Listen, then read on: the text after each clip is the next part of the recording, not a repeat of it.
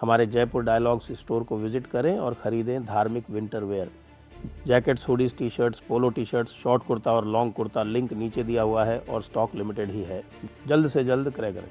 नमस्ते, आप सभी से अनुरोध है कि कृपया हमारे चैनल को सब्सक्राइब करें, वीडियो को लाइक करें। इलेक्शन कमीशन और तृणमूल कांग्रेस में पूरी तरह से ठन गई है। दोनों एक तरह से गुत्थम गुत्था हो गए, क्योंकि कल इलेक्शन कमीशन से मिलने एक टीएमसी का डेलीगेशन गया था और टीएमसी की डेलीगेशन ने बहुत सारी शिकायतें की उनसे।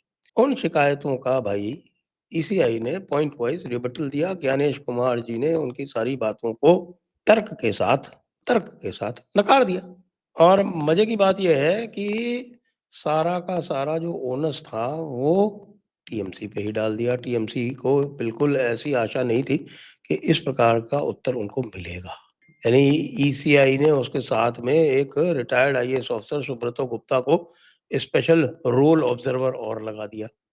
यानी कि स्पेशल रोल ऑब्जर्वर का मतलब यह है कि भाई जो वहाँ के सीईओ साहब हैं, अब यदि वो थोड़ा-सा भी प्रेशराइज़ होते हैं, मान लीजिए आखिरकार वो स्टेट गवर्नमेंट के स्टेट कैडर के ही हैं, तो हो सकता है कि भई वो अपने आस-पास के लोगों से, चीफ सेक्रेटरी से, किसी से ब्यूरोक्रेसी में उनसे प्रेशराइज़ हों, तो ऊपर से एक स्पेशल रोल ऑब्जर्वर और लगा दिया इस टीएमसी की इस मुलाकात के बाद।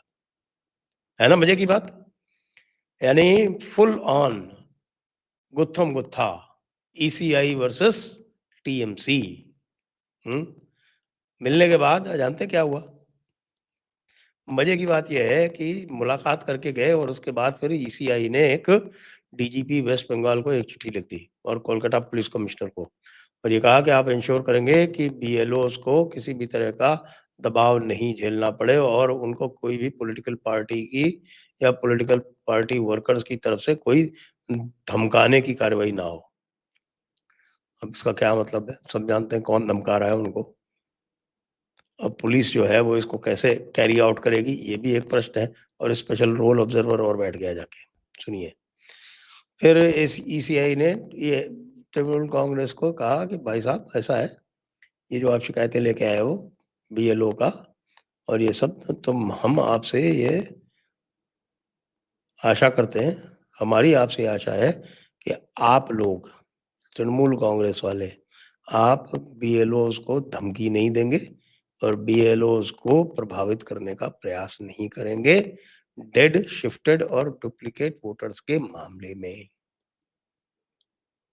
फिर उन्होंने भाई बड़ा वैलिड पॉइंट लगाया था कि साहब कि क्या यहाँ इलीगल इमिग्रेंट्स की छटनी की जा रही है। ईसीआई ने यानी ज्ञानेश कुमार जी ने डेलीगेशन को बोला साफ-साफ कि सुनिए, केवल Indian citizens are entitled to vote. और आर्टिकल 326 जो है कॉन्स्टिट्यूशन का, वो साफ-साफ लिखता है कि foreigners can not be allowed to vote. तो इसके लिए जो भी करना पड़ेगा वो हम करेंगे। हम जो वोटर नहीं हैं फॉरेनर्स और इधर-उधर घूम रहे हैं, उनसे हमारा कोई मतलब नहीं है। लेकिन यदि वो वोटर हैं और फॉरेनर हैं, तो हमारा पूरा उनसे मतलब है। तो ये आप ये कहें कि साहब हम इलीगल इमिग्रेंट को ढूँढ रहे हैं, कुछ नहीं, हम तो केवल इंडियन सिटीज़न को ढूँढ रहे हैं, जो कि वोटर बनने के लिए एलिजिबल है, और जो इनएलिजिबल है वोटर लिस्ट में यदि उसका नाम है, तो उसको हम हटा रहे हैं। अब इसका क्या लार्जर इम्प्लीकेशन होता है वो आप जानिए, सरकार जाने, केंद्र सरकार जाने, क्योंकि सिटीज़नशिप जो है वो उसका मैटर है। फिर ये कहा कि भई ये बताइए, एआईटीसी डेलीगेशन में तो अपनी शिकायतें लेके गए थे, वो कह रहे थे कि भई ये बताइए कि जो एनहांस्ड ऑनरेरियम ईसीआई ने बीएलओस के लिए अप्रूव कर दिया है और ईआरओस के लिए अप्रूव कर दिया है, वो अभी तक स्टेट गवर्नमेंट ने उनको डिसबर्स नहीं किया, बाकी सारी स्टेट गवर्नमेंट ने कर दिया। आप अकेले अनूठे हैं जो आप नहीं कर रहे हैं। और उनको कहा कि this should be done without further delay.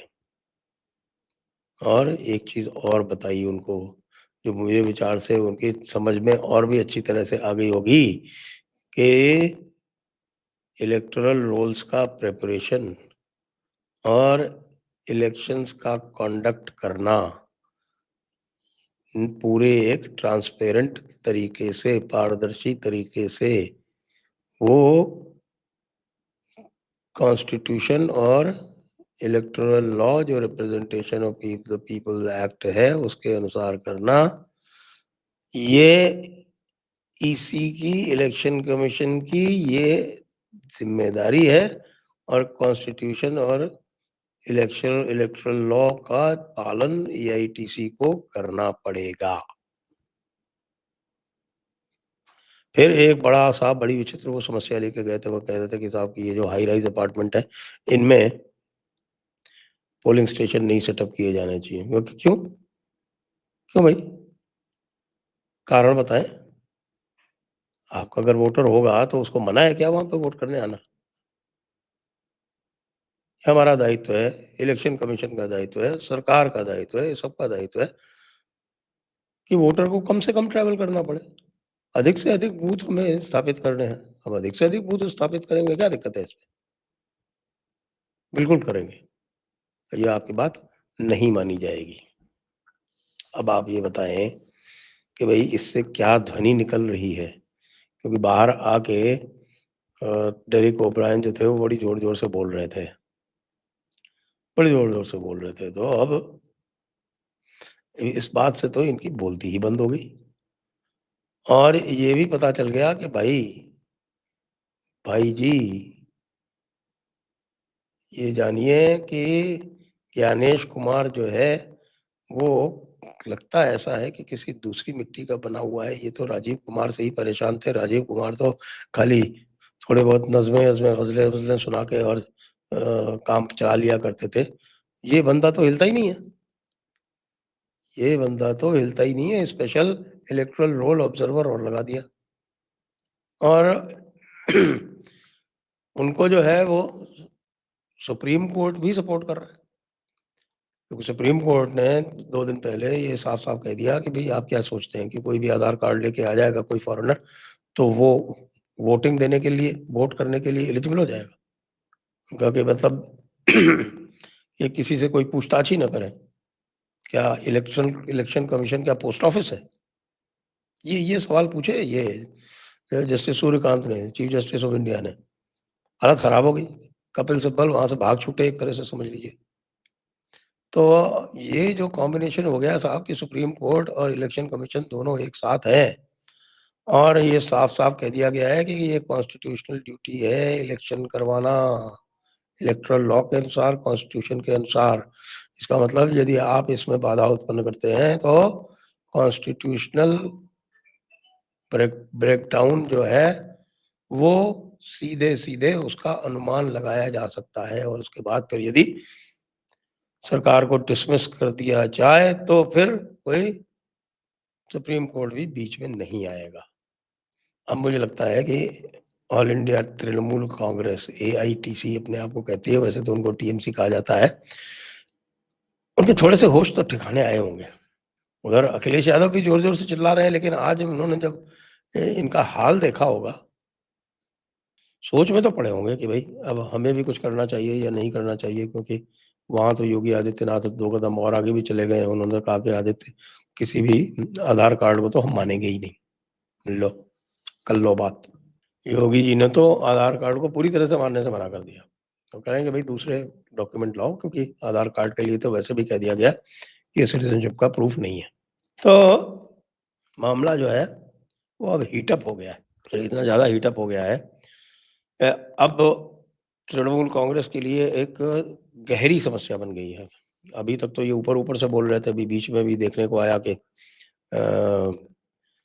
कोई बीएलओज़ वगैरह के कागज़ पत्तर लेके और उनके ओटीपी वगैरह लेके और खुद ही डेटा एंट्री कर रहे थे, वो सारे पकड़े गए।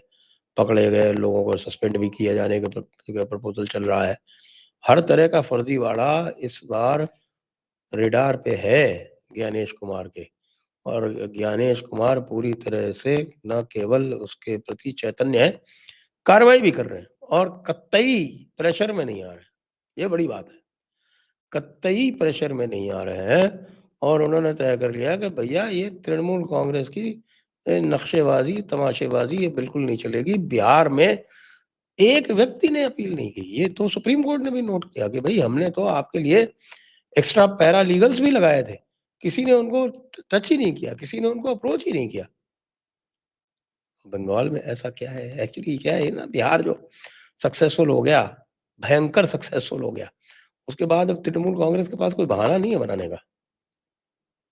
ये कुछ भी कहते रहें, अब मुझे लग रहा है कि पासा पलट गया है और अब पासा पलट के अब इलेक्शन कमीशन के पाले में आ गया है। इलेक्शन कमीशन अब हावी है और आज की इस मीटिंग और कल की इस मीटिंग और कल की इस खरी-खरी के बाद में ममता दीदी के पास बहुत ज़्यादा ऑप्शन नहीं है, क्योंकि अब अगर आगे बढ़ेंगी तो फिर है राष्ट्रपति शासन। जय हिंद, जय भारत, वंदे मातरम।